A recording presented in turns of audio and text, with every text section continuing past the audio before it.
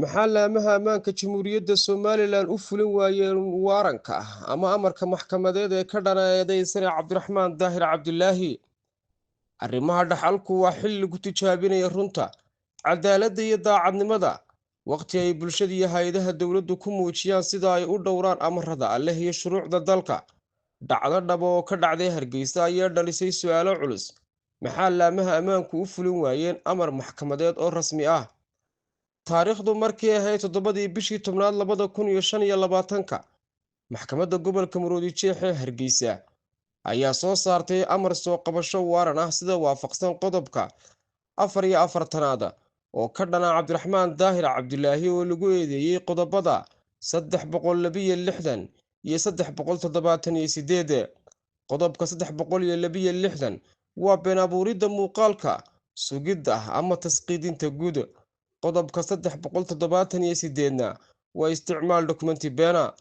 labada qodob waxay khuseeyaan falal ku salaysan khiyaano iyo been abuurid, waxayna ka mid yihiin dembiyada culus ee ciqaabta xabsi dheer leh marka la caddeeyo.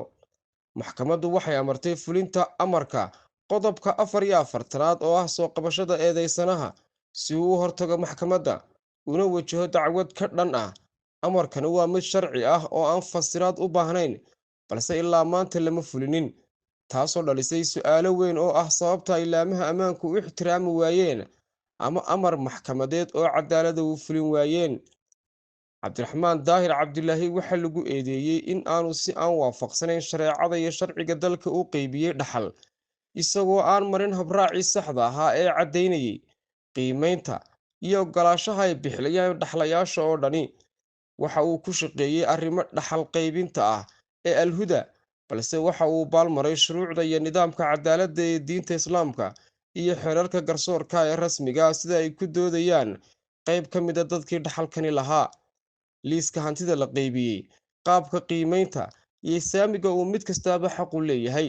sidoo kale, markhaatiyaashii arrintaasi laga saxeexay maysan xaqiijinin runta, taasoo dhaawacday hannaanka cadaaladda. markhaati kasta oo saxeexay isagoo aan xaqiijin runta si ula kaca ama si dayac ah waxa uu ka qayb qaadanayaa dulmi, xitaa haddii uu niyad wanaagsan leeyahay. qaar ka mid a dhaxlayaasha ayaa sheegay inaanu eedeysanuhu la kulmin, isla markaana aanu waxbaba ka weydiinin kalsoonida ay ku qabaan. markii arrintaasi la weydiiyey, eedeysanaha ayaa isaguna arrintaasi sida ku qoran qoraalkiisa ku sheegay.